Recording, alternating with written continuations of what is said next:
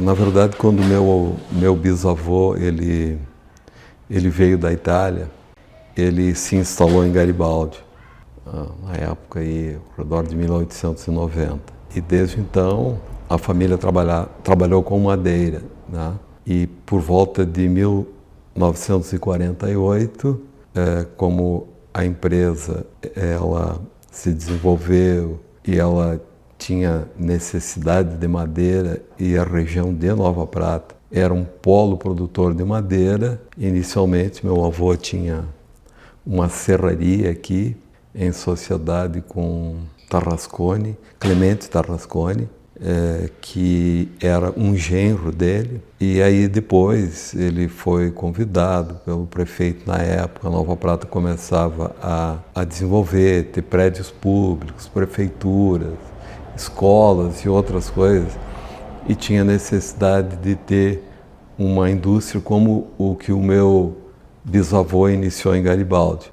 Então é uma coisa que vem desde quando meu bisavô chegou ao Brasil, né? Já na época eles faziam trabalhos únicos, tinham ferramentas únicas e eles eram muito avançados, né?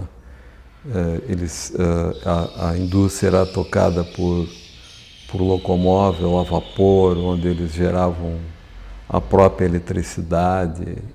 E os trabalhos que ainda tem na região de Garibaldi da família são referências, né? Que a família, na verdade, antes de ser uma família empresária, ela era uma família artesã.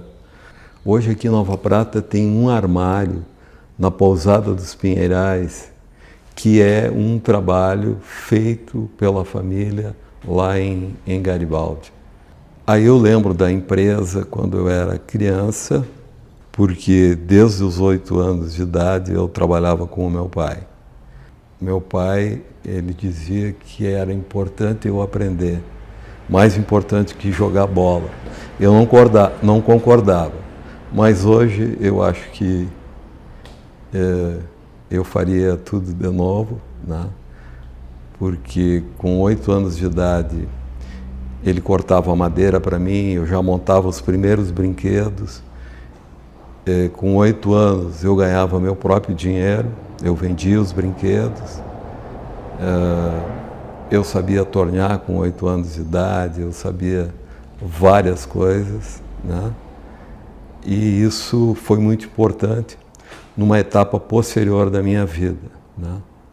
Eu me criei dentro de uma fábrica de móveis, né? E aprendi muito com meu pai.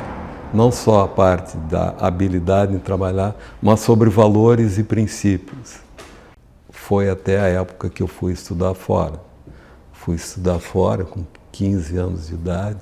Eu fiz o 2º grau em Porto Alegre, no Julinho, e depois fiz faculdade e mais tarde eu voltei, né? E aí assumi a empresa. Na época a empresa era pequena, mas eu lembro também que se faziam muitas casas de madeira, né? Muitas casas de madeira. E a gente consumia muita madeira, a gente tinha serraria própria e a gente tinha caminhões que iam comprar madeira, tudo que era lugar, inclusive do Paraná, eu me lembro que vinha madeira, que o pessoal do interior vinha e dizia para o meu pai o que eles queriam. Aí o cara dizia, eu quero uma casa tanto por tanto, assim, assado. Aí meu pai fazia toda a relação de material, né? Então ele funcionava como produtor, ao mesmo tempo orientador, era alguma coisa assim como um engenheiro, um consultor, assim, né? Forjado na lida e não na universidade, né? Meu pai era um exímio preparador de ferramentas, máquinas, e aí eu era o ajudante dele, né? No sábado de tarde, aí quando não se trabalhava mais de tarde, aí sobrava eu como ajudante do meu pai, né? E depois, com 15 anos, eu fui estudar em Porto Alegre, aí eu me formei, eu fiz engenharia mecânica e civil e comecei a trabalhar, né? Como na área. Mas depois de um tempo, aliás, eu sempre quis um dia voltar, né?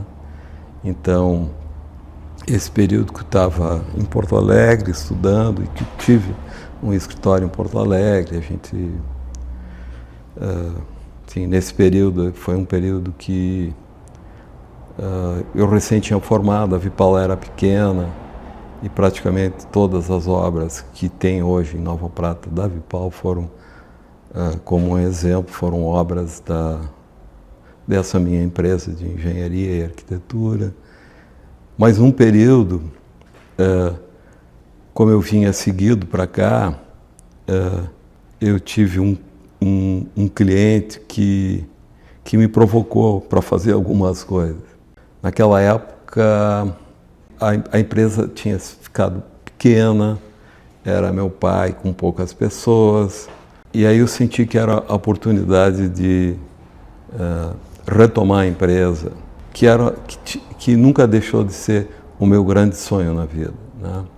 A empresa se tornou conhecida, ela era referência, não só na parte de desenvolvimento de produto, que aí veio todas aquelas experiências que eu tive como criança, mas aí também tecnologicamente. E no final, a gente conseguiu um estágio tão grande de desenvolvimento, tanto de produto, de design como de tecnologia, que as últimas máquinas que eu adquiri não eram máquinas que estavam no mercado, mas os próprios fabricantes, né, conhecendo a exigência que a gente tinha dentro da fábrica e o cuidado e como a gente se dedicava à pesquisa e os mínimos detalhes, a gente passava a desenvolver as futuras gerações de máquinas a partir daqui, né?